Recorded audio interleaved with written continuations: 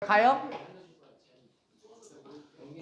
25년 9월입니다. 고등학교 2학년 25년 9월 32번부터 쭉 나갑니다. 그래서 오늘 1시간 일찍 보자라고 말씀을 드렸었죠. 32번부터 나갈 거고 이제 어려운 지문은 없을 거예요. 제 생각에는 어려운 지문은 없을 겁니다. 아까 뭐 상대성 이론인데 그것도 사실 그냥 문맥상만 보시면 되는 거니까 어렵지 않습니다. 32번의 첫 번째 지문의 주제는 시장 메커니즘입니다.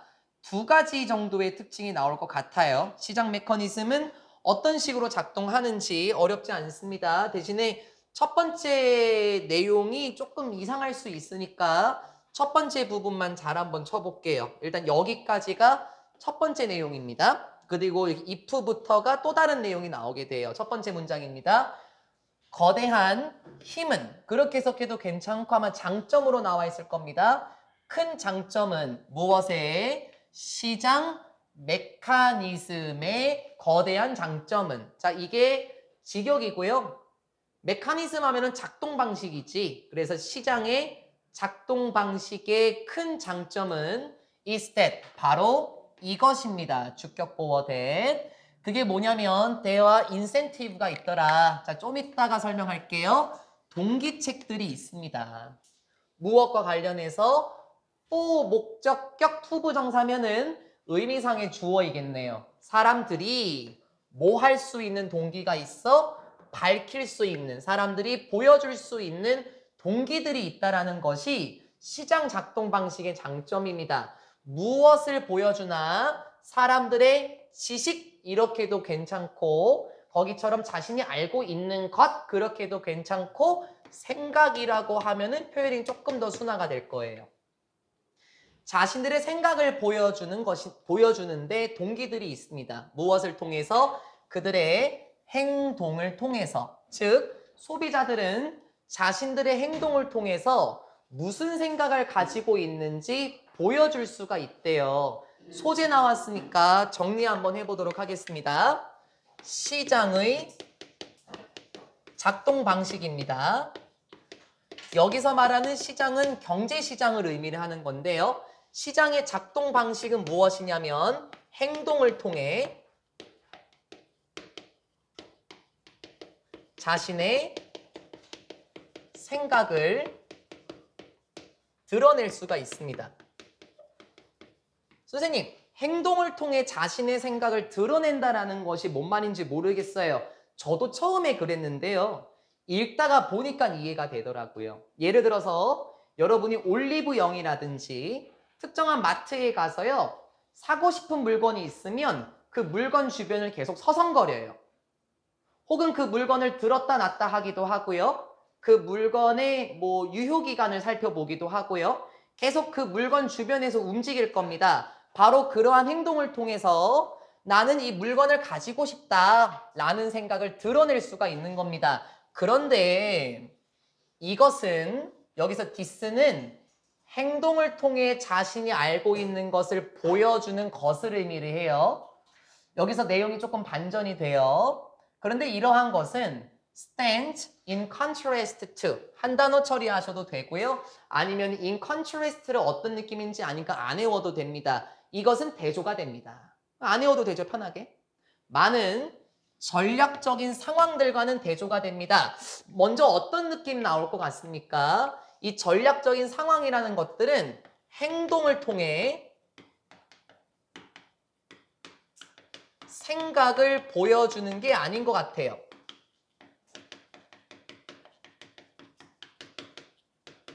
왜 이렇게 말해야 할까요? 아까 말씀드렸죠. this가 의미하는 게 뭐라고요? 행동을 통해서 자신의 생각을 보여주는 거잖아요.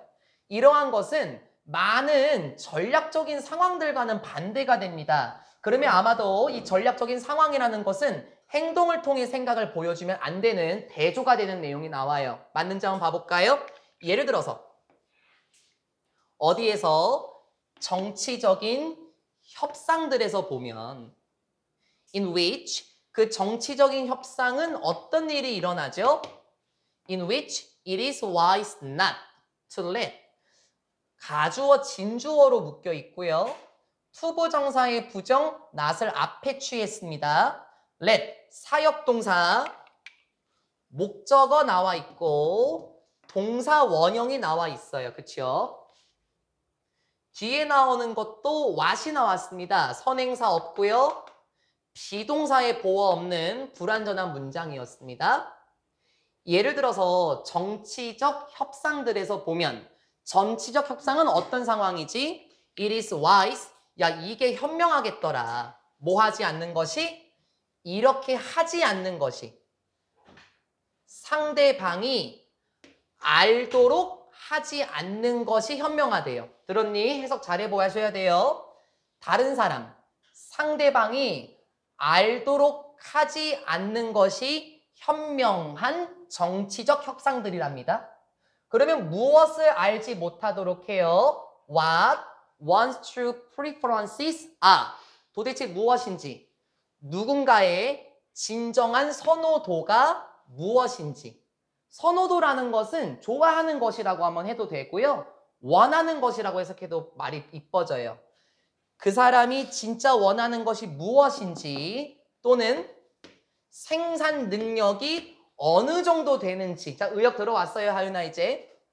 그 사람이 좋아하는 것이 무엇인지, 생산 능력이 어느 정도 되는지 상대방이 알지 못하도록 하는 것이 현명한 정치적인 협상과 같은 예시를 보면 행동을 통해서 생각을 보여주면 안 된다는 많은 전략적인 상황들과 반대가 됩니다. 라고 얘기를 해요. 자, 이제 다시 한번요. 정치 협상을 한번 예를 들어볼까요? A라는 국가와 B 국가가 있습니다. 먼저 원하는 카드를 꺼내면 될까요? 안 될까요, 재현아? 그거 물려 들어가는 거예요. 네 이걸 원해? 야, 그러면 이만큼은 해줘야지. 그럼 정치적인 협상은 뭐죠? 행동을 통해서 자신의 생각을 드러내면 안 돼요. 이해됐죠? 해석 잘해보세요. Perfectly. 아주 완벽할 정도로 경쟁적인 시장은 그러면 시장 작동 방식 계속 나오겠네. 네, clears on the spot. 주격 관계대명사로 묶어주시고요. 앞에 있는 마켓을 수식합니다. clear on the spot이 한 단어 처리할까요? 그 자리에서 청소되다, 그 자리에서 깨끗해지다. 무슨 말이냐면 즉시 팔리다예요. 됐죠? 그 자리에서 다 사라지는 거예요. 그래서 즉시 팔리다. 완벽할 정도로 즉시 팔리게 되는 경쟁적인 시장에서는 됐어? 즉시 다 팔리게 되는 경쟁적인 시장에선 leaves no room. 부정어 같이 들어가야 되겠다. 그치? 그러면 남기지 않는다. 무엇을? room. 방 아니에요. 어도 안 붙었고 s도 안 붙었어요. 여지를 남기지 못합니다. 그러한 전략들에 여지를 남기지는 못합니다. 라고 얘기를 해요. 자, 여기까지 한 파트 내용이 끝났습니다. 행동을 통해서 자신의 생각을 드러내는 시장에서는요. 그러한 전략이라는 거는 여지를 남기지 못합니다. 자, 그럼 그러한 전략은 뭔가요? 정치적인 상황인 거예요. 정치적인 상황. 행동으로 생각을 보이지 않는 것은 여지를 남기지 못합니다. 됐죠? 그래서 여지를 남겨두지 않는다. 이렇게 해석이 돼 있죠. 예를 들어 볼까요? 여러분이 어떤 물건을 구매하고 싶은데 그 행동으로 생각을 보여주지 않아요. 본 척, 만척합니다. 그래서 직원이 딱 와, 지원이한테. 혹시 물건 사실 거예요? 아니요, 관심 없어요.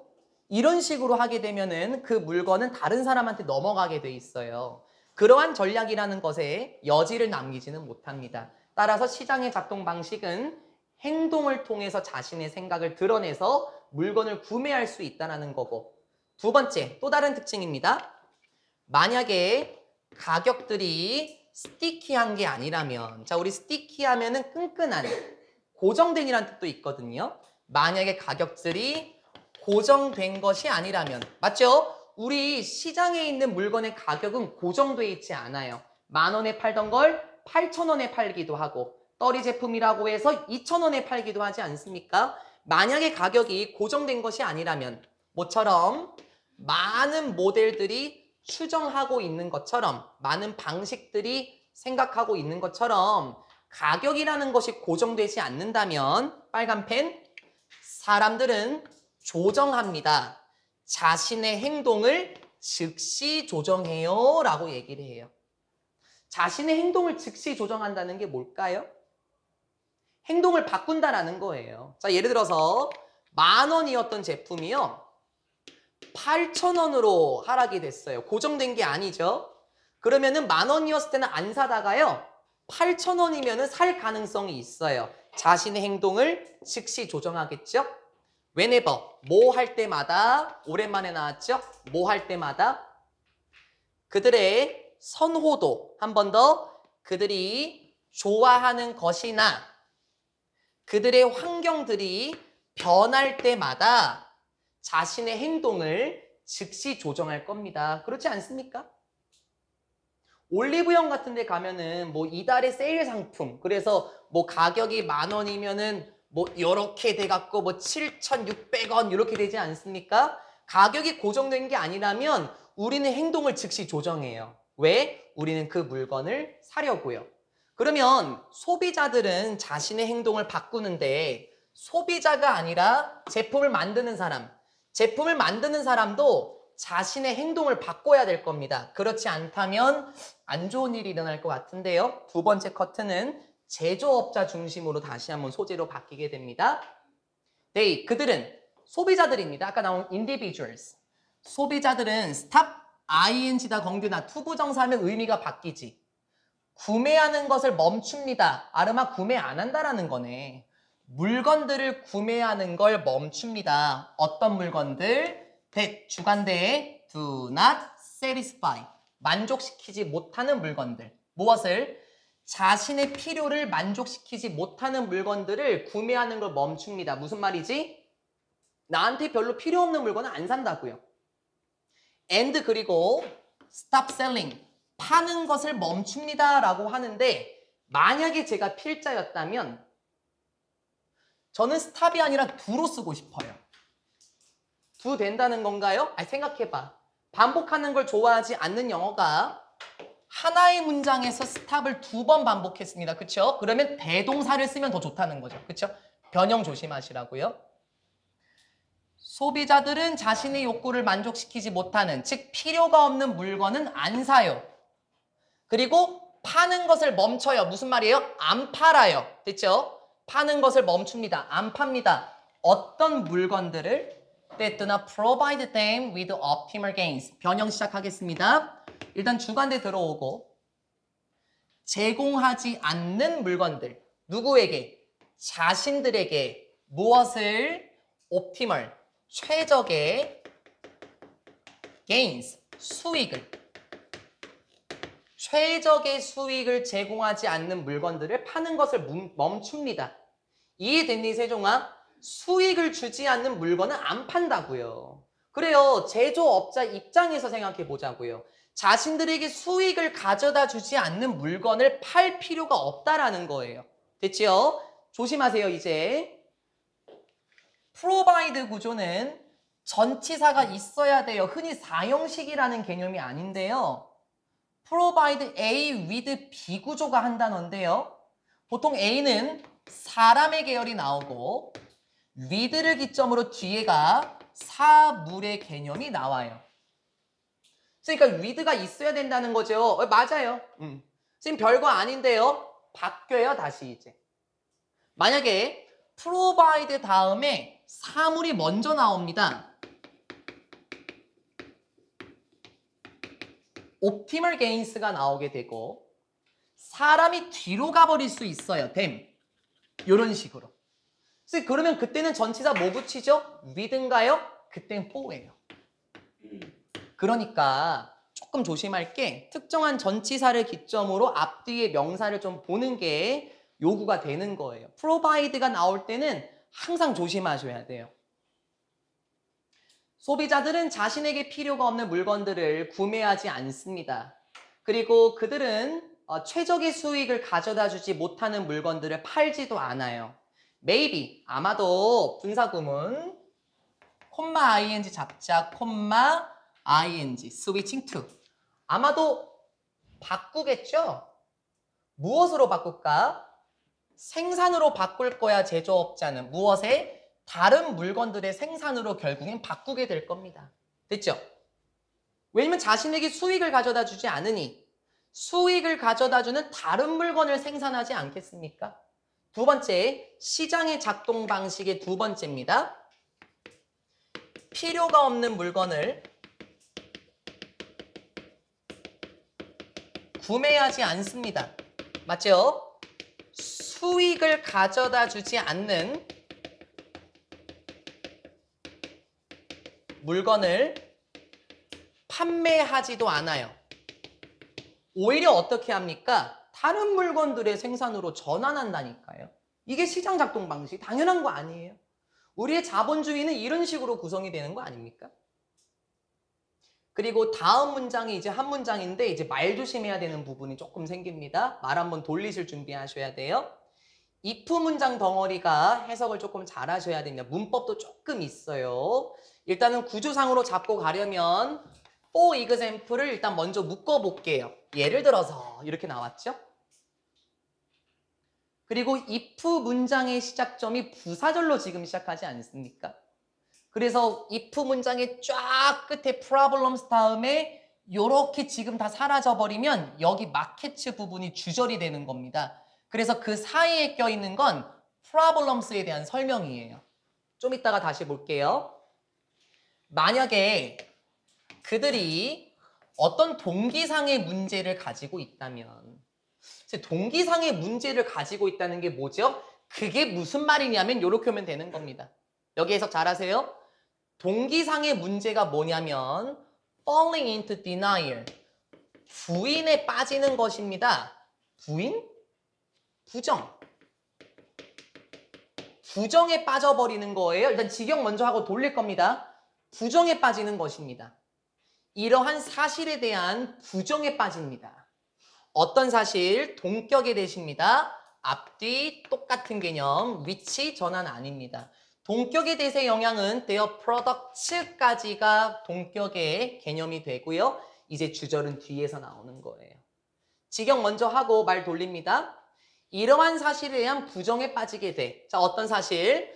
야, 굳이 수요가 없는데, 요구가 없는데 자신들의 제품들에 대한 수요가 없어 라는 사실의 부정에 빠진다면, 자, 이게 직역이거든요.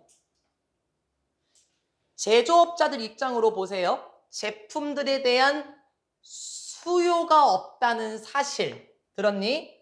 제품에 대한 수요가 없다는 사실에 부정에 빠진다면 그러면 그 사실을 받아들인다는 건가? 안 받아들인다는 건가, 아름아? 안 받아들인다는 거야. 다시, 제조업자들이 자신의 제품들에 대해 수요가 없구나라는 사실을 받아들이지 않는다면, 됐죠? 그러면 수요가 없다는 사실을 받아들이지 않아요. 제조업장의 입장으로 한번 보자 그랬었죠. 이제 그게 동기상의 문제라 그래서 진서야 이거를. 왜냐면은 제조업자의 동기는 뭐겠어? 많은 물건을 팔아야 되는 거 아니야? 근데 이런 상황이면 물건 안 파는 거예요. 자신의 제품에 대한 수요가 없구나, 아무도 안 사겠구나 라는 사실을 받아들이지 않아. 그럴 때 시장들은 보여주겠지. 그들에게, 제조업자들에게 sometimes quite brutal ways, 때로는 꽤나, in ways가 한 단어, 꽤나 brutal, 가혹한이죠. 꽤나 가혹한 방식으로 보여주겠지. 가혹한 방식? 가혹한 방식은 뭘까? 지원아, 그러면 이 제조업자들은요, 시장에서 밀릴까요? 안 밀릴까요? 네, 그런 거예요. 꽤나 가혹한 방식으로, 물건을 팔지도 못하고 경제적인 수단이 없는 방식으로 무엇을 보여줄까요? 리빌의 목적어입니다. 무엇을 보여줘? 야, 제조업자들, 너네 그냥 받아들이는 게 낫겠다. 뭘? 이 사실을 받아들이는 것이 낫겠습니다 라는 걸 시장들은 보여줄 수도 있대요. 그럼 이 사실은 뭐고요, 도영아? 다시 이 사실, 수요가 없네 라는 사실을 받아들이도록 시장은 보여줄 수도 있습니다. 그렇죠? 제조업자들의 관점으로 지금 바뀌었어요. 제조업자들의 어떤 동기상의 문제가 생겼나요? 제품에 대한 수요가 없다는 사실을 받아들이지 못해요. 경제적 이득은 없을 겁니다. 그렇다면 시장들은 가혹한 방식으로 야, 네 제품에 문제가 있다는 걸 받아들여 라고 말하면서 끝나요. 이게 시장 메커니즘의 특징이 되는 겁니다. 됐죠? 어려운 게 아니라 각각의 특징 두 가지 관점으로 보시고 마지막 내용은 여기에 집어넣으시면 될 것 같습니다. 여기가 32번이었습니다. 어렵지 않아요. 그냥 막 경제라고 해서 어려운 지문은 아니었습니다. 33번은 너무 쉽네요. 33번 되게 쉬워요. 인간이 만든 단어는 끊임없이 변한다.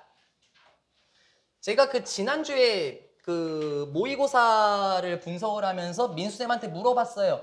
쌤, 이게 그 33번에 이런 내용이 나오는데 혹시 우리가 만든 단어 중에서 변화를 겪은 게 있나? 라고 물어봤더니 얘기해 주더라고요. 승우야, 훈민정음 창제 세종대왕님께서 말씀하셨던 거 한번 딱 읊어볼까요? 나란 말씀이 뒤움기게 달아 문자와로 서로 삼았디 아니할세. 이런 전차로 어린 백성이.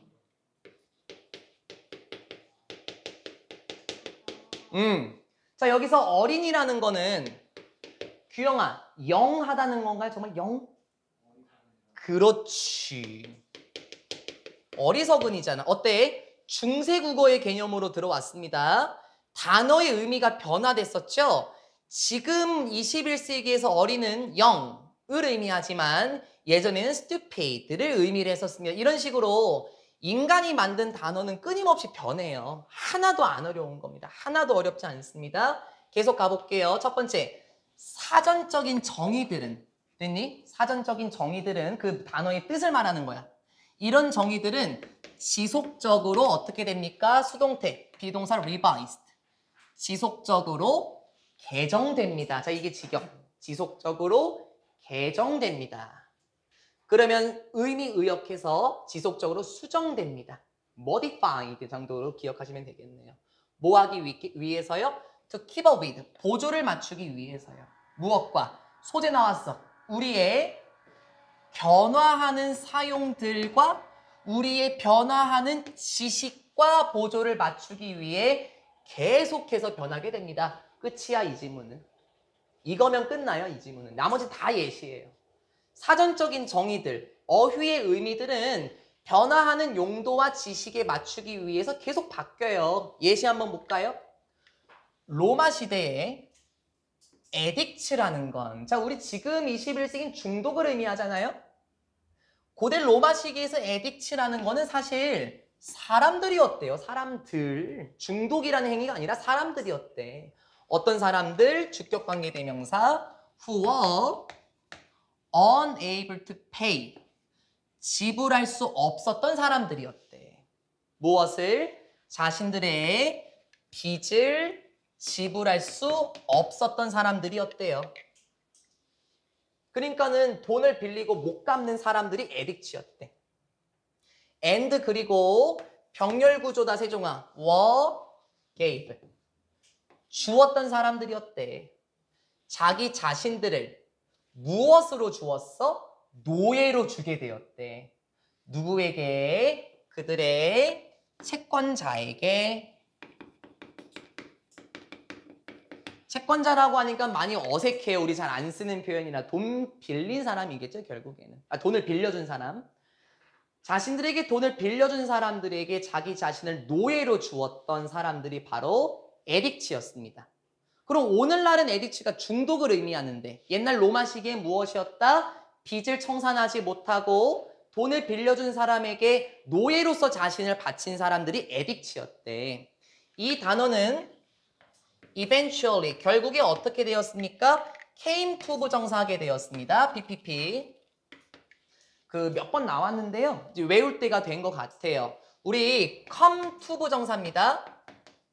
전치사 to 아니고 come to 동사 원형이요, 재현아. come to 부정사 이제 외울 때 됐어요, 솔직히. come to 부정사 뭐뭐 하게 되다. 외우셔야 돼요. 전치사 to 아니고 투부정사의 to. 이 단어, 즉 addict라는 단어는 결국에 뭐 하게 되었어요? 연관 있게 되었습니다. 관련 있게 되었습니다. 무엇과 관련이니? 우리 알잖아. addict 중독, 약물, 의존과 관련 있게 되었습니다. 선생님, 그러면 고대 로마와 관련이 없는 것 같은데요? 노예요? 다음 문장.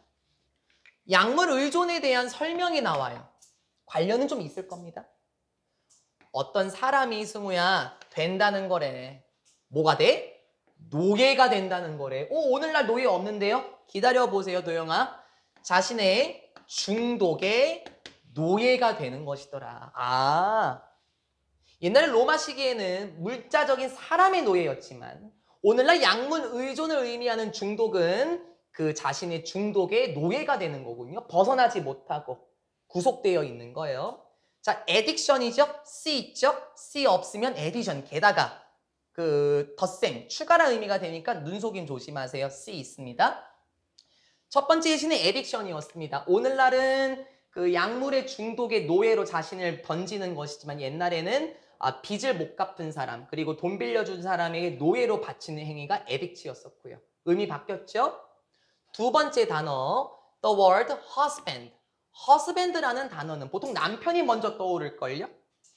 husband라는 단어는 일반적으로, 오리지널인가요? 원래는 referred to, 언급했던 겁니다. refer to, 언급하다. 무엇과? 가만히 있어봐. to, ing네. 전치사 to네, 전치사 to be 아니네요. 동사원형 아니네요. 무엇과 관련이 있었습니까? Being a homeowner. 집을 소유한 사람이 되는 것과 관련이 있었다. refer to 관련이 있다 해서 잘못했네요. husband라는 단어. 오늘날은 남편이지만요. 옛날에 husband라는 단어는 원래는 집을 소유한 사람이 되는 것과 관련이 있었대요. 근데 이거는 왜 변했죠? 이제 한번 가볼까요? It had nothing to do with. 몇 번 나왔지? have to do with. 뭐뭐와 관련 있다였었고 부정어 개입되어 있습니다. husband라는 단어는 관련이 없었어요. 무엇과? with being married. 결혼한 것과는 관련이 없었습니다. 수동구조. 그렇죠. 오늘날 husband는 결혼한 남성을 가리킵니다. 그러니 옛날에는 집주인을 언급했기 때문에 집주인과 관련이 있었기 때문에 husband라는 단어는 결혼한 것과는 관련이 없었대. 그런데 오늘날 왜 남편이라는 뜻을 했을까? 그러나 because부터 시작해서 부사절 여기서 끝나네요. 당연히 because니까는 뭐 as나 since 가능하겠죠? 그러나 소유하는 것은 own, 가지다라는 의미잖아. 소유하는 것. 뭘? 너의 property, 재산을 가지는 것이 made it more likely. 여러분 이거 일단은 가목적어거든요. 그래서 목적격 보어가 likely예요. 가능성이 있는이나 형용사야 진서야, 그치? 근데 가목적어가 나오면은 진목적어 나와야 되잖아요. 문장이 나오니까는 원래 여기 대시 있어야 되거든요. 가목, 직목 구조 기억나죠? 이건 진짜 목적어, 명사절 접속사 목적어 대신데 얘가 생략이 됐더라고요. 저는 이런 생략 구조를 처음 봤어요.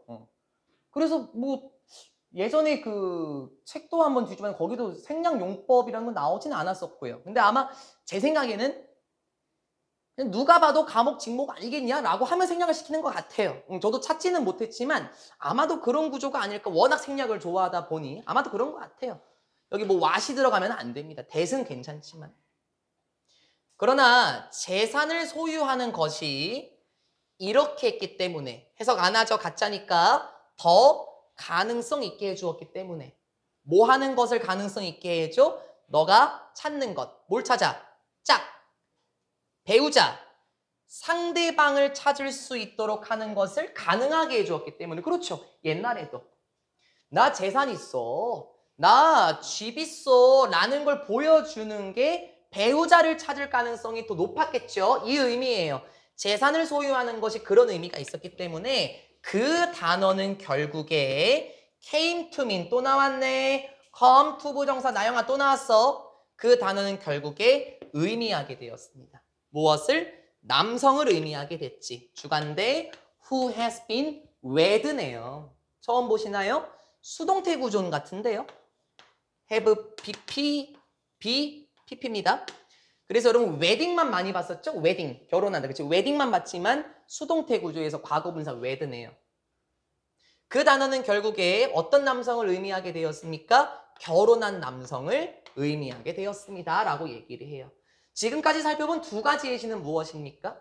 사정적인 어휘의 정의들이 시간에 따라서 지금 변하게 되었습니다. 고대 로마 시기 에딕츠라는 표현은 돈을 갚지 못하고 채권자에게 자신을 노예로 바치는 행위였었지만 그런 사람들이었었지만 오늘날에는 자기 자신을 약물 중독의 노예로 바친 사람들이었었고 홈오너라는 집주인 이게 원래는 허스밴드의 의미였다라고 얘기했었잖아요.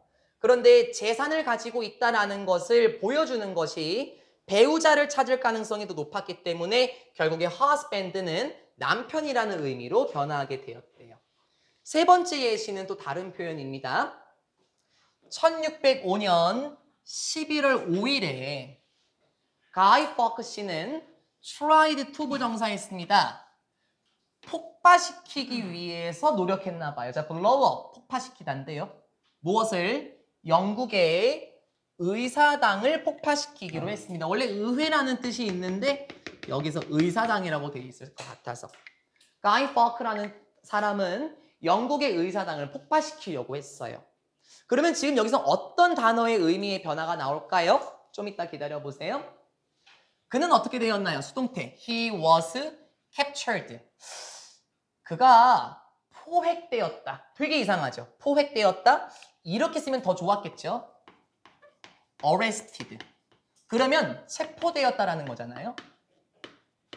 그는 체포되었습니다. 그래, 아니 영국의 의사당을 폭파시키겠다고 했으면은 당연히 체포됐겠지. 그리고 아이고 PP 명렬. 그리고 어떻게 됐어요? put to death 사형당했습니다. 뭐 오늘날 대한민국도 뭐 국회의사당 폭파시킨다는 일이 뭐 종종 있긴 하지만 사형까지는 아니었지만 옛날 1605년에는 지금 사형이 됐네요. 로얄리스트 아마 여러분 표현이 이게 충신이라고 되어 있나요? 그냥 로열리스트라고 되어 있군요. 이게 충성을 보여주는 사람들이니까 충신이에요. 충신.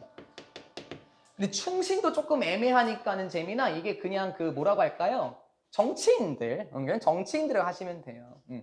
그냥 로열리스트라고 되어 있죠.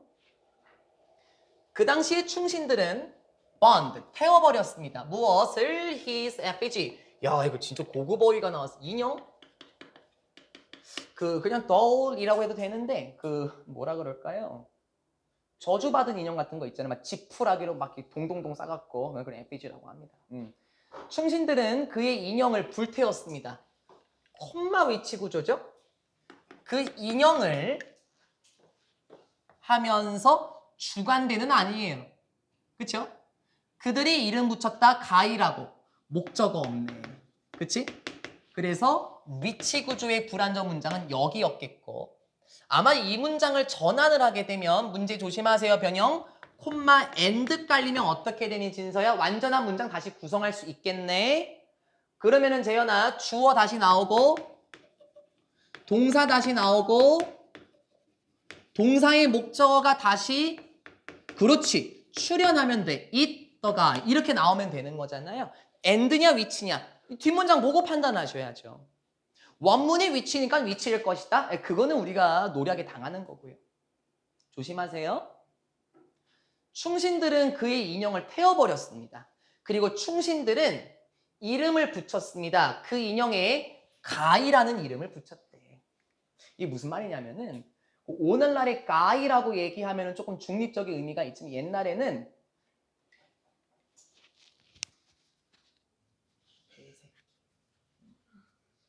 요걸 약간 의미했어요. 아니야 지금 그런 속된 표현이었던 거예요. 생각해보세요. 영국의 의사당을 폭파시키려 했던 사람한테 이거 대단하신 분 이렇게 하긴 좀 그렇잖아요. 그래서 이 앞 글자를 따서 깨끼 뭐 이런 식으로 이런 식으로 깨끼 뭐 이런 식으로 이름을 붙였던 거예요. 그러니까 옛날의 가이는 결국에는 속된 표현으로 아주 그 상스러운 표현이었던 거죠. 근데 뜻은 또 바뀌었겠죠. Centuries later, 수세기 후에 그 단어는 가이라는 단어는 lost, 잃게 되었습니다. 무엇을? 그것의, 그 단어의 부정적인, 이게 함축이라고 되어 있을 텐데 의미라고 하시죠? 부정적인 의미를 잃게 되었대요. 무슨 새끼? 막 이렇게 표현 안 한다는 거죠, 이제. and 그리고 뮤지컬이 어떤 이름을 가진 Guys and Dolls라는 이름을 가진 뮤지컬이 주어 ran 올랐습니다. 어디로? 어디에 올랐어? 브로드웨이에 오르게 되었습니다. 의미가 변화가 된 거죠. 저 깜짝 놀랐어요. 그리고 나도 처음 알았어. 미국의 슬랭에서 보면 야 이거 변한 거야. bad는 좋은 걸 의미한대요. 이제 좀 몰랐거든요. 그러니까 결국에 용어가 변한다는 거네. He is bad. They are bad. 좋다고 여러분 좋으시다고. 그걸 의미한다잖아요. 그리고 쿨은 무엇을 의미합니까? 뭐 멋지는 의미하고 뭐 이거는 우리가 알고 있었던 것 같은데. and 그리고 몰랐어 나. wicked는 무엇을 의미합니까? 훌륭한을 의미하는데요. 원래 wicked 하면 무슨 뜻이죠, 지원아? 그렇지, 악한이란 뜻이거든. 뜻이 결국에 변한다라는 거죠. 계속해서 변한다는 거예요. If you could transport yourself, 만약에 너가 할 수 있다면, 운송시킬 수 있다면, 조금 이상하지만 누구를? 너 자신을. 알지, 공균아? 주어, 목적어 일치할 때 제기대명사 유하면 안 됩니다. 만약에 너가 너를 이동시킬 수 있다면, 이게 조금 더 예쁜 해석이겠죠? 100년 뒤로, into the future니까 미래에 100년 뒤로, 즉 향후 100년 다음으로, 미래 100년으로 여러분 자신을 이동시킬 수 있다면 you'd find yourself, 여러분은 알게 될 겁니다. 주어 목적어 또 일치했네. 여러분 자신이 이렇다라는 것을 알게 될 거래요. confused. 혼란스러워하는 여러분을 알게 될 겁니다.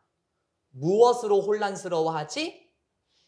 여러분의 손자들의 언어에 의해서 꽤나 혼란감을 느낄 수 있는 여러분을 발견할 것 같아요. 됐죠? 자, 우리가 100년 뒤로 우리를 이동시키게 된다면 아마 우리의 손자들의 하는 말에 의해서 혼란감을 느끼는 우리를 발견할 수 있을 것 같아요. 그러면 손자들이 말하는 건 어떤 개념일까요? 이 지문을 잘 이해했을까요? 여쭈어 볼게요. 지원아, 뭘 의미할까요? 이건 결국에. 손자들이 욕을 한다는 건가요? 뭘 의미할까요, 재현아? 이 내용을 녹여내면 어떨까요? 그거지. 그렇지. 언어, 즉 말, 지원이 말이지. 언어적 표현이, 언어 정의가 변화가 되어서 아마 여러분은 꽤나 난처할 것 같아요. 예를 들어서 뭐 좀 기분 나쁘시겠지만은 뭐 나은이가 제 손자라고 하면은 뭐 나은아, 저 할아버지 저기 텀블러 좀 갖다 줘라 하면은 망치를 갖고 올 수도 있는 거예요. 그래서 뭐야? 하면은 텀블러 갖고 오라며. 우리는 오늘날 이걸 텀블러라고 부르는데요. 망치. 이렇게 될 수도 있다라는 거예요. 꽤나 저는 좀 난처스럽겠죠. 됐죠? Because 왜냐하면 여기가 이제 그 여러분이 유추하신 거예요. 언어 그 자체는 됐어? 강조해 주는 거. 언어 그 자체는 무엇이기 때문에 계속해서 변화하는 reflection, 반영물이기 때문에 계속해서 변화하는 걸 보여주는 것이기 때문에 반영물이라는 게 좀 어려우면 보여주는 것이에요. 무엇을? 인간의 발명의 반영물이기 때문입니다. 그러니까 인간은 계속해서 언어를 만들어 나가는 걸 보여준다라고 해석하면 되겠죠? 말씀드렸죠. 33번 쉬웠습니다. 33번 결국에 언어는 계속해서 변하는 거고요. 이제 34번은 해설본으로 이해하려고 하지 말고 제가 사진을 많이 집어넣어 놨어요. 그래서 이것도 사진으로 먼저 접근하시는 게 좋을 것 같은데요. 34번 주제문 적기 전에 책상이 뭐? 너무 졸려서요? 알았어요. 좀 이따 줄게요. 34번입니다. 일단 이미지 먼저 한번 보실래요? 아, 귀찮게 하네. 자.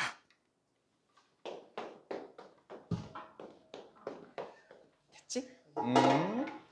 자, 이미지 지금 보셨나요? 여쭤볼까요? 진수야, 어떤 사람들이에요?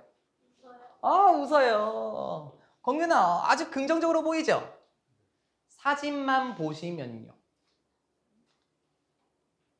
우울증으로 괴로워하다 생을 마감한 사람들 겉만 봐서 몰라. 근데 이분들은 살아생전에 우울증을 겪으셨던 분들이네요. 어때요? 사진만 보는 것은 여러분의 해석이 굉장히 자유롭게 나올 수 있지만 뭐가 결합이 됐을 때 이제 주제문 보시면 됩니다. 이미지와 텍스트를 결합하여 됐죠? 독자에게 특정한 의미와 해석을 요구하는 거예요. 사진만 보는 게 아니라 텍스트까지 글까지 같이 결합해서 보면 특정한 의미와 해석이 가능하게 됩니다. 이건 오늘날 광고 문구들이 그렇다고요. 직접 한번 봐볼까요? 34번 시작하겠습니다. The term anchoring.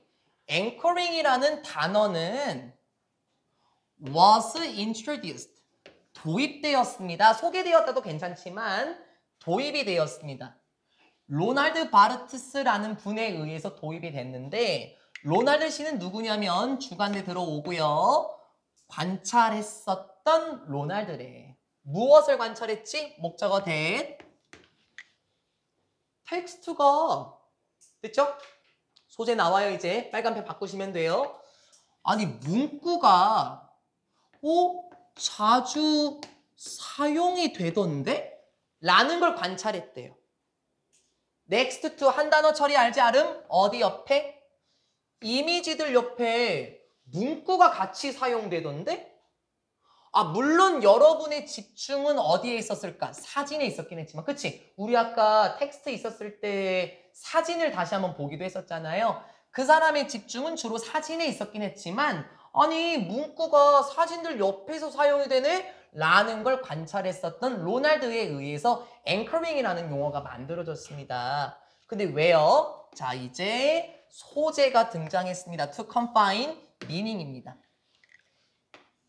우리 confine이라고 말하면 국한시키다. 그래서 제한시키다 라는 의미잖아요. limit. 의미를 국한시키기 위해서. 조금 더 편하게 재미나 의미를 딱 정해놓기 위해서. 한 번 더 나영아. 포괄적인 의미가 아니라 제한을 둔 딱 정해진 의미를 국한시키기 위해서 문구가 이미지 옆에 사용된다는 것을 관찰했었던 이런 사람에 의해 앵커링이라는 용어가 도입이 되었대요. 원래 이건 뭐 시험에 안 나오겠죠. 원래 앵커링이라는 것은 닫힐 의미를 하죠. 닫이 꽝 박히면 움직이지 못해요. 그래서 아마 의미도 최소한 축소화가 되는 것 같습니다. 정리 한번 해볼게요.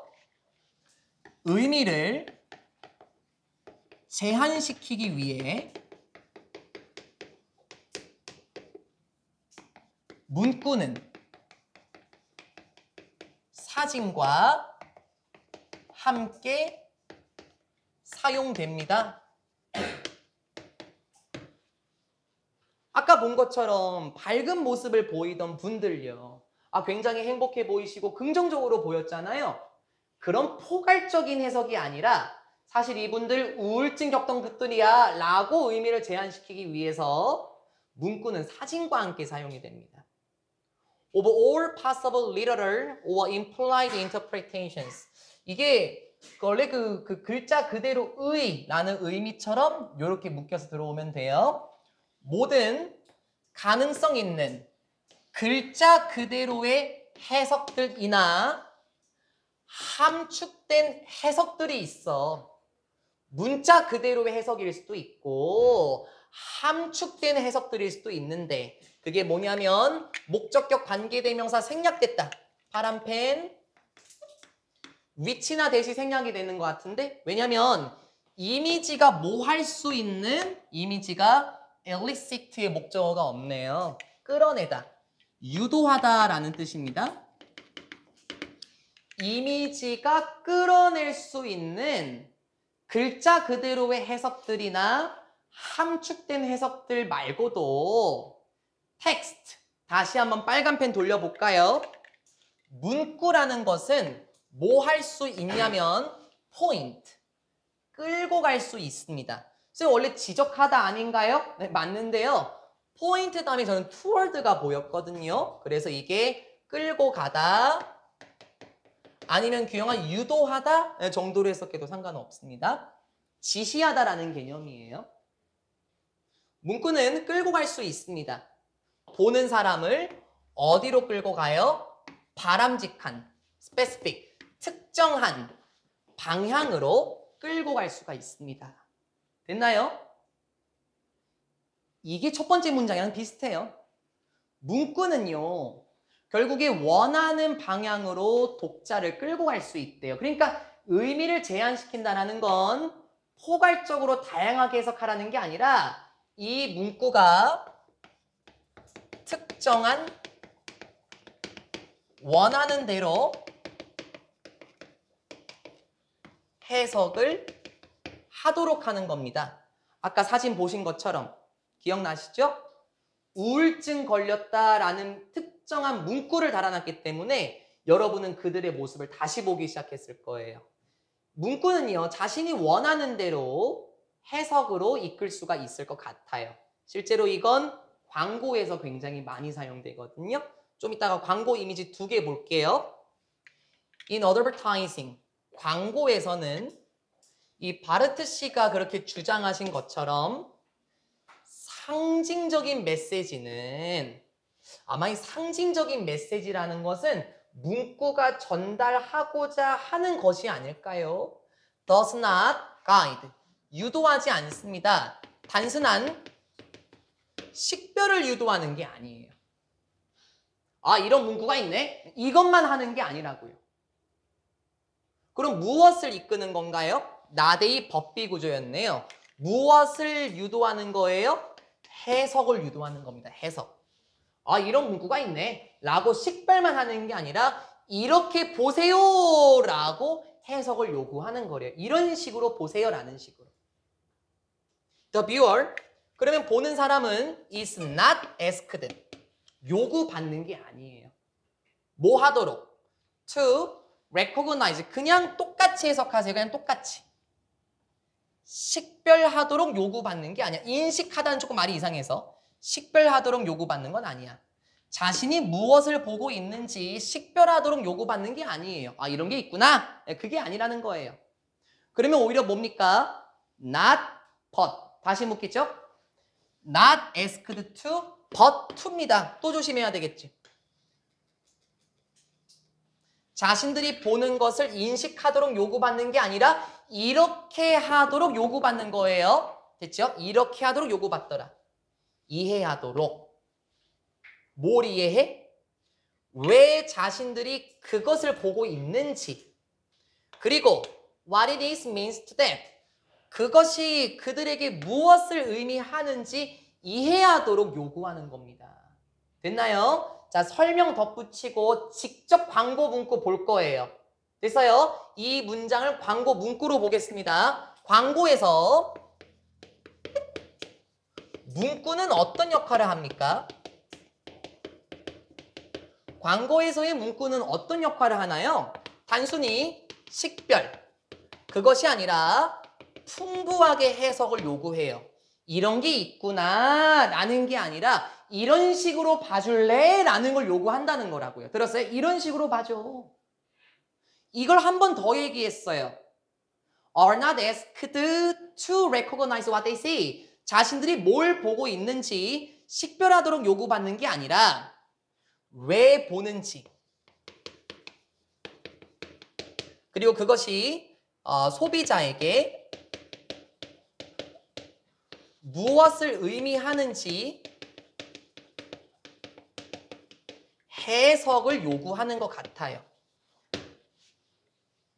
광고 문구는요, 되게 강력한 것 같거든요.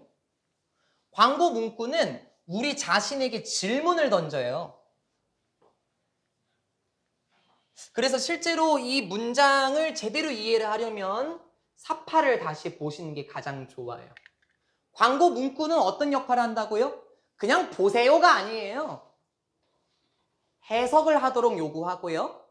소비자에게 이 광고가 무엇을 의미하는지 해석을 요구합니다. 어떤 해석을 요구할까요? 보세요. 사진만 있는 게 아니에요. 문구도 있습니까? 요즘에는 자동차, 신기한 탈 것에서 삶의 동반자로. 그냥 보세요. 이게 아니죠. 이게 그들에게 어떤 의미가 있는지 요구할 거예요. 이를테면 저기 2명의 사람들이 보이죠? 아마 이렇게 해석할 수도 있을 것 같아. 뭐 여러분이 자동차를 살 때 삶의 동반자라는 문구를 딱 보고 아 그러게 나의 인생을 나의 목숨을 지켜주는 자동차인데 튼튼한 이 차를 사는 게 낫겠다. 이렇게 해석을 할 수도 있겠고 아니면 신혼부부라면 아 이제 우리가 자녀를 계획하는데 작은 차보다 자녀들을 태울 수 있는 큰 차. 이 차가 괜찮겠는데? 라는 식으로 동반자라는 문구를 보고 이것이 자신에게 무엇을 의미하는지 요구할 수 있을 거예요. 만약에 문구가 없다면 그냥 자동차네 겠었지만 문구를 통해서 다양한 의미를 볼 수 있도록 해줄 겁니다. 또 다른 개념은 무엇이냐면 by combining images with text. 다시 한번 빨간 펜 돌려볼까요? by ing 결합시킴으로 사진을 무엇으로? 무엇과? 문구와 결합시킴으로. 그럼 또 똑같은 거야, 세종아. 광고라는 것은 만들어냅니다. 무엇을? 상징적인 의미를 만들어내요. That is accurate and specific on the one hand. 주격관계대명사 들어올 거예요. 어떤 상징적 의미? 정확한. 그리고 구체적인. 어떻게? On the one hand, 한편으로는 정확하면서도 구체적인 의미를 만들어낼 거야. 동반자, 기억하십니까? 안전한 자동차다. 그걸 보여주는 것 같아요. 그런 의미를 만들어낼 것 같고요. On the other hand 생략됐네요. other hand. 그와 반대로 더 풍부한 해석을 요구할 수도 있을 거야. 이 문장이 되게 재밌더라고. 콤마 더스 따라서 ing 있습니까? adding. 그럼 분사구문이에요. 결국에 다시. 다른 한편으로는 풍성하면서 한편으로는 정확하고 구체적인 의미를 만들어냅니다. 즉 이러한 상황은 무엇을 더해요? 깊이감을 더하고요. 두 번째 ing 병렬 그리고 뭐 해요? 제거하는 겁니다. 제거. 무엇을? 직역 먼저 갈까? 직역? 폭을 제거하는 겁니다. 아니면 너비도 괜찮아. 너비. 무엇에? 이성적이고 감정적인 해석들의 폭을 제거합니다. 저는 이 말이 너무 멋있었거든요. 이성적이면서 감정적인 해석의 폭을 제거한다. 자, 먼저 다시 보세요. 깊이감을 더해요. 그쵸? 동반자라는 문구를 보고 아, 내가 조금 더 안정적인 삶, 건강한 삶, 그리고 안전한 운전을 위해서 아, 내가 그 자동차를 사야 되겠구나 라는 깊은 생각을 만들어내는데 이건 무슨 말이에요? 이성적이고 감정적인 해석의 폭을 제거한다? 조금 이상하죠? 폭을 제거한다? 그럼 말을 한번 바꿔볼까요? 제거한다는 거는 늘린다는 걸까? 줄인다는 걸까? 줄인다는 거죠. 그럼 폭을 줄인대.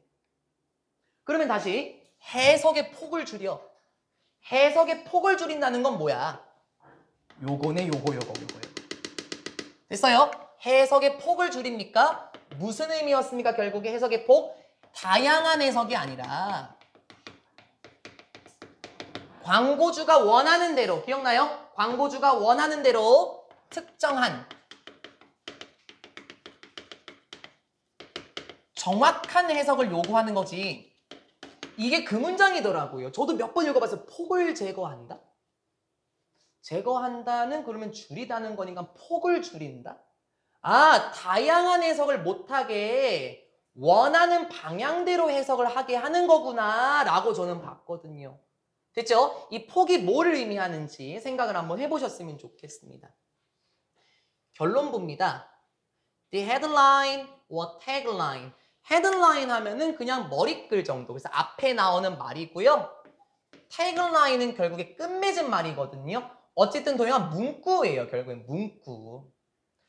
광고에 뭐 끝맺은 말이나 시작하는 말은 됐어. 광고 문구. 됐어요? 광고 문구는 direct, 유도합니다. 보는 사람을 하여금 어디를 유도해요? 뭘 통해서 가도록? 나왔네. 의도된 의미를 향하여 가도록 유도합니다. 의도된 의미? 무엇에? 그 이미지의 의도된 의미를 통해 가도록 유도하는 거예요. 무슨 말인지 이해됐죠? 광고 문구 쪽으로 가도록, 다양한 해석이 아니라 광고 문구가 원하는 대로 가도록 요구하는 바입니다. 콤마 쏘댓 붙어있다. 뭐뭐 하기 위해서 아니다. 떨어져 있지 않다. 그래서라는 뜻이었었죠. 그래서 외우라 그랬어. 왜? 생략된다고. 그럼 콤마 쏘가 더 익숙하죠. 그래서 The reader avoids some and receives others. 그래서 그 독자는 피하게 됩니다. 어떤 것은 피하고 다른 것은 받아들인대요. 선생님 뭐예요? some과 others가 뭘 의미하는 줄 알아요? 해석이에요. 해석. 의미. 어떠한 의미는 피하고 어떤 의미는 받아들인대. 그러면 하윤아, 이 의미를 받아들인다라는 거는 결국에 광고 문구가 원하는 대로 받아들이도록 하는 거 아니겠습니까? 어떤 문구는 어떤 의미는 피하고 어떤 의미는 받아들이도록. 즉 이게 디렉트를 의미를 하겠네요. 따라서 광고 문구란 remote controls 한 단어 처리해도 상관없고요. 원격 통제한다라고 되어 있을 거예요. 멀리서 통제하는 거니까. 얘들아 간단해. 원격 통제가 뭐겠어? 문구가 원하는 대로 통제한다라는 거 아니겠어요? 보고 싶은 대로가 아니라 국한의 의미로 봐야 되는 거겠죠? 원격 통제합니다. 보는 사람을 어디로 원격 통제해요? 의미로. 거의 다 왔어. 거의 다 왔어. 의미로. 어떤 의미? 선택된 의미인데 어떻게? In advance. 미리 선택된 의미로 향하도록 원격 통제하는 겁니다. 광고 문구는 그런 역할을 한다는 거죠. 광고 문구는 왜 있습니까? 이미지 옆에 문구 왜 있습니까? 다양한 해석이 아니에요. 원하는 대로 광고자들이 원하는 대로 여러분을 끌고 가는 겁니다. 그래서 다양한 해석을 줄이고 의도된 해석을 할 수 있도록 결국에 광고는 그렇게 만들어진 것 같아요. 쉽죠? 이것도 괜찮았는데요. 이제 실제 광고 문구를 한번 보고 이 광고 문구가 여러분을 어떻게 끌고 가는지 한번 가볼까요? 이 광고 문구가 여러분을 어떻게 끌고 갑니까? 침대는 가구가 아닙니다. 과학입니다. 침대는 과학이다.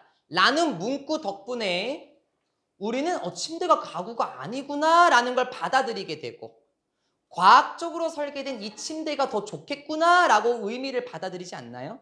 이건 결국에 광고자들이 원하는 대로 우리가 움직이게 되는 거예요. 여기까지가 34번 지문이었었고요. 하나 더 할게요. 하나 더 하고 잠깐 끊었다가 가겠습니다. 네, 하나 더. 아유, 안 어려워, 안 어려워. 35번이에요. 이걸 해야 다음이 쉬워서 그래. 지금 불 붙었을 때 해야 돼. 근데 내가 얘기할게. 저는 이과 유전자 0%거든요. 근데 저도 이해를 했으면 여러분이 이해를 못할 리가 없습니다. 빛의 휘어짐의 현상으로 아인슈타인의 이론이 증명되다. 저는 이과 유전자가 없어요. 전 되게 어렵게 봤는데 사실 어려운 게 아니더라고요. 그리고 지난번에 진서인가요? 진서가 선생님 이거예요 하면서 과학 교재를 딱 보여줬는데 네, 뭐 검은 색깔은 글씨고 네, 하얀 종이더라고요. 여러분이 더 고차원적인 거 하신다는 거예요. 이과 진서한테 여쭤볼게요. 아인슈타인의 상대성 이론이 뭐예요? 시간이 관찰자랑 직접 움직이는 사람이랑 보는 거에 따라 시간이 다르게 흘러가는 거예요. 네, 시간이 다르게 흘러가는 거 맞아요. 규형이 어떤 거요?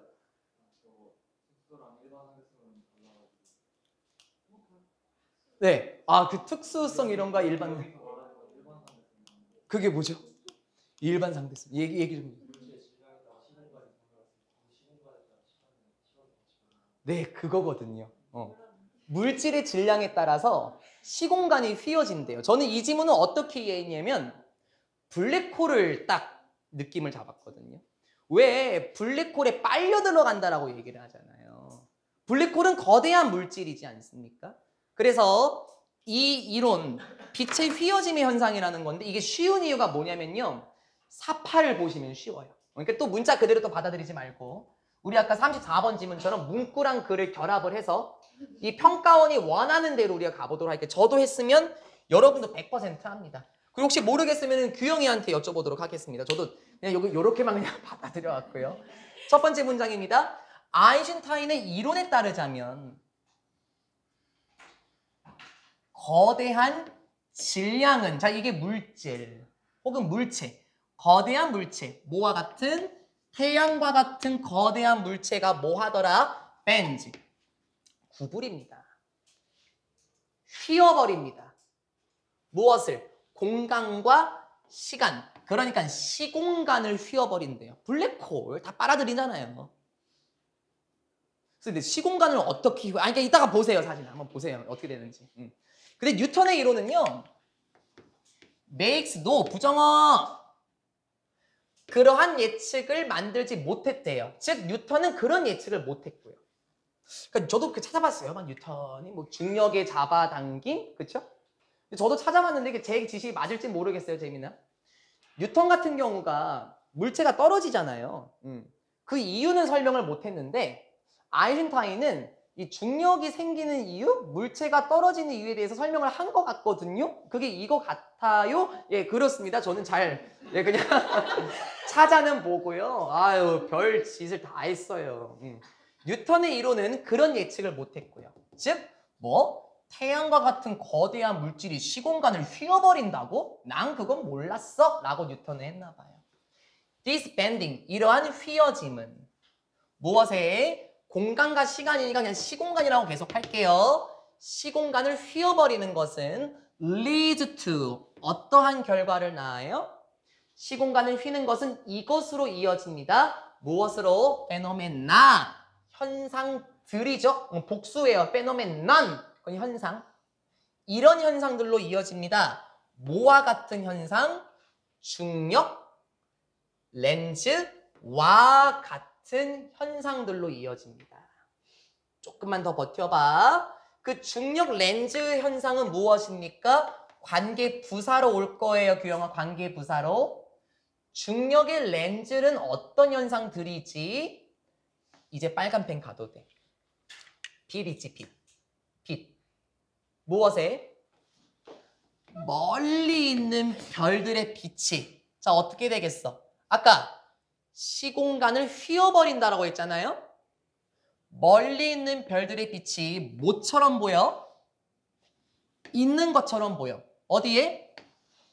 다른 장소들에 있는 것처럼 보인대. 됐니? 시공간을 휘어버렸으니까 원래 여기 있어야 할 빛이 이쪽에 있는 것 같아요. 다른 장소에 있는 것처럼 보인대. 시공간을 휘어버려서. 뭐 할 때? 전제 조건 들어와야 되겠지. 그것들. distant stars. 먼 거리에 있는 별들이 pass by, 한 단어 지원, 지나갈 때. 뭘 지나가? 당연해야 돼. 당연해야 돼. 거대한 물질을 지나갈 때. 태양과 같은 거대한 물질을 지나가게 될 때 별들의 빛이 다른 장소에 있는 것처럼 보인대. 왜? 거대한 물질은 시공간을 휘어버리거든요. 들어올게요. 거대한 물질은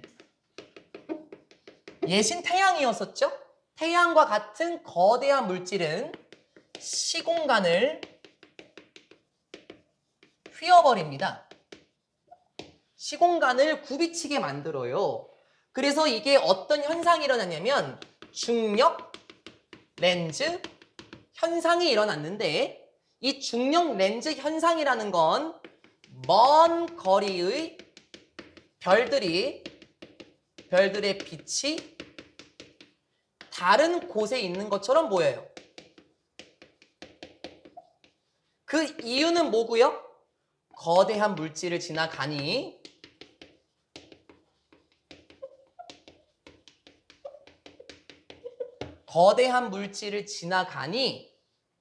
그 별의 빛이 빨려 들어가는 거야, 세종아. 됐지? 이게 시공간을 휘어버린다라는 거거든요. 마치 블랙홀처럼요. 우리 영화 같은 데 보면 블랙홀이 우주선을 빨아들이기도 합니다. 거대한 물질이다 보니까요. 거대한 물질은 시공간을 휘어버리거든요. 그래서 거대한 물질 옆을 별들이 지나갈 때 일직선으로 나가야 할 빛이 휘어지는 거예요. 그게 중력 렌즈 현상이거든요. 직접 보세요. 빛이 휘어진 거. 직접 봐봐봐. 직접 볼까? 거대한 물질이 뭔지 모르겠지만 빛이 왜 이래요? 빛이 휘어져 있지 않나요? 아마 이 거대한 물질을 별들이 지나가게 될 때 일직선으로 나가야 할 빛이 물질에 빨려 들어가서 휘어진 것처럼 보이지 않습니까? 더 크게 본 사진입니다. 별들의 빛이 왜 이렇게 곡선으로 휘어져 있냐고요. 아마 이 거대한 물질을 지나가게 될 때 이 물질이 잡아당기는 힘이 있지 않았을까요? 무엇을? 별에게서 나오는 빛을 잡아당긴 것 같아요. 이게 중력 렌즈 현상이에요. 직접 볼까요? 태양이 있고 지구가 여기 있어요. 자, 여기 먼저 보세요. 이거 보지 말고. 원래 별의 자리는 여기거든요. 그러면 지구가 태양에게 가려져 있습니다. 그렇죠? 가려져 있을 때는 이 별의 빛을 지구에서 볼 수는 없어요. 맞죠? 그런데 거대한 물질인 태양을 이 별이 지나가게 될 때 빛이 하면서 다 봐요. 휘어진다고요. 그래서 사진 보시게 되면, 그림 보시게 되면 여기 있어야 할 별의 빛이 지금 이쪽에서 나오고 있습니다. 왜 그렇습니까? 태양이라는 거대한 물질을 지나가면서 발산하는 빛이 빨려 들어가게 되고 왜곡이 돼서 결국에는 우리가 여기에서도 저 멀리 있는 별의 빛을 볼 수가 있게 되는 거예요. 이게 중력 렌즈 현상이었던 거고요. 됐죠? 거대한 질량이 물질이 빨아들입니다. 마치 중력의 힘처럼. 그래서 빛이 결국에 시공간과 같이 움직이게 되면서 먼 거리에 있는 별들의 빛이 다른 장소에 있는 것처럼 보여요. 그래서 거대한 물질을 지나가서 아마 우리는 이 별의 빛을 볼 수 있는 것 같아요. 맞나요, 규영아? 감사합니다. 물론 그냥 지문으로 적용하면 그렇고요. 됐죠? 이제 끝. 쉬운 내용. 이제 끝. 우리는 일반적으로 보지는 못해요. 이런 중력 렌즈 형상을 보진 못해. 일반적으로는 그래요. Because 왜냐하면 stars, 별들은 aren't visible, 눈에 안 보이거든요. 이건데 이렇게 바꿀 수 있지 않겠니, 하윤아? are invisible. 그것도 가능하겠죠. 별들이 눈에 보이지 않기 때문에. 그래서 별 눈에 보이는데요. 진짜? During the day. 낮 동안은 안 보이겠지. 끝까지 가야 되는 거야. 근데 그 낮은 뭔데요? 자, 시간 부사로 같이 묶겠네요. 관계 부사로. 태양이 밖에 있는 시간. 태양이 밖에 있다고요? 지금 태양이 밖에 있긴 합니다. 저쪽에 있긴 하겠죠. 태양이 떠오른 낮을 의미를 해요. 태양이 떠오른 낮에 있는 동안에 별들이 눈에 보이지 않기 때문에 정말 별의 빛이 휘어졌는가를 알 수는 없죠. 그러나 solar eclipse, 일식인가요? 일식? 1919년의 일식은 가능하게 해주었습니다. 언로 목적어 투부정사 과학자들이 뭐 하도록 관찰하도록 해주었지. 다시 빨간 펜. 뭘 관찰해? 선행사 없고 아니고 doing의 목적 없는 불완전한 문장. 태양의 중력이 무엇을 하고 있었는지. 태양의 중력 목에서 기용한 잡아당기는 힘 아니겠니? 무엇에? 빛에. 어디서 나오는 빛? 멀리 있는 별들에게서 나오는 빛에게 태양의 중력이 무엇을 하고 있었는지를 관찰하도록 해주었습니다. 아, 그러니까요. 일식이 되면 잠시 어두워지지 않나요? 그러니까는 그 주변에 있는 빛을 보고 아, 태양의 중력이 지금 별들의 시공간을 왜곡시키고 있고 별들에게서 나오는 빛을 휘어버리게 하는구나 라는 걸 볼 수 있었대요. 좀 이따 사진 볼게요. The stars, 별들은 어디 주변에 있던 별들? 자, 느껴봐봐 이제. 태양이잖아. 그럼 잘 생각해봐봐 지원아. 태양 주변에 있는 별이면 승우야. 거대한 물질을 지나가던 애들이야. 그치? 그러면 여기서 시공간이 휘어져서 여기서 나오는 빛은 마치 다른 곳에 있는 것처럼 보이지 않겠어? 태양 주변에 있던 별들은 이런 것처럼 보였습니다. To have moved. 자, 우리 이런 거 어떻게 얘기하죠? 뭐 to 부정사의 완료 부정사 이렇게 얘기하나요? 네, 맞긴 한데요. 시제 불일치라고 얘기를 해요. 과거 시제 맞죠? 그 전에 일어난 과거. 즉 움직였었던 것처럼 보였다. to move가 되면은 동시에 일어난 일을 의미하니까 시제 불일치인 겁니다. To have moved. 움직였던 것처럼 보였습니다. 어디에서? 원래? 별들의 정상적인 위치에서 움직였던 것처럼 보였대. 됐어, 나나 끝이야. 정상적인 위치에서 왜 움직인 것처럼 보였어? 태양 주변을 지나가니까는 빛이 빨려 들어간 거 아닐까요?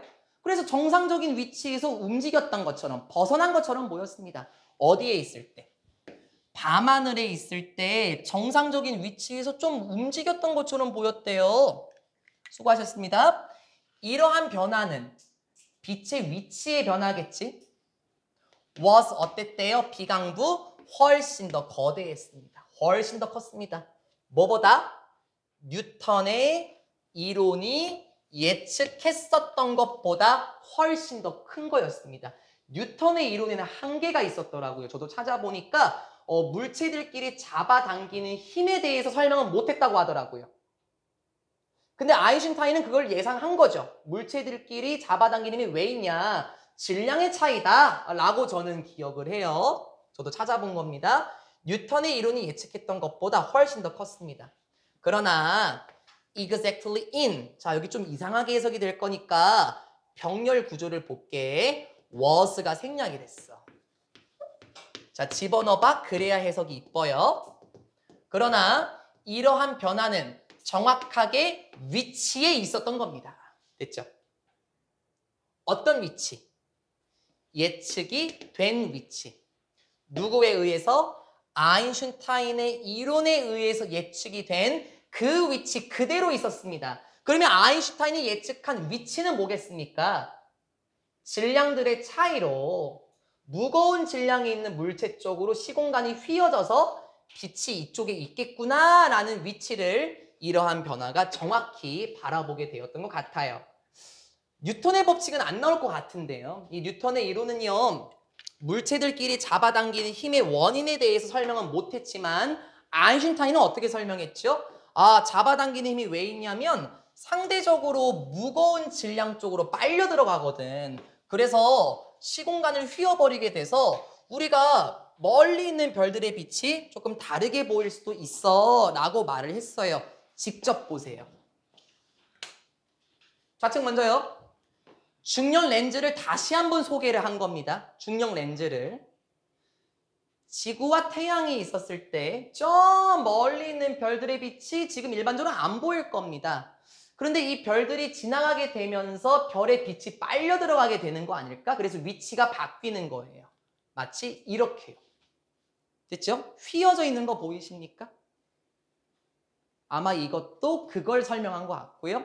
1919년 독일의 과학자가, 영국이군요. 영국의 과학자가 조사를 했던 겁니다. 실제 그 1919년에 있던 일식의 형상을 두 곳에서 조사를 했던 걸로 알고 있어요. 아프리카와 남아메리카 지역에서 조사를 해서 딱 사진을 찍었던 겁니다. 아마 이 빛이 바로 휘어진 빛, 저 멀리서 나오는 별들의 빛이었을 것이다 라고 말했던 게 35번 지문입니다. 뭐만 기억하면 되나요?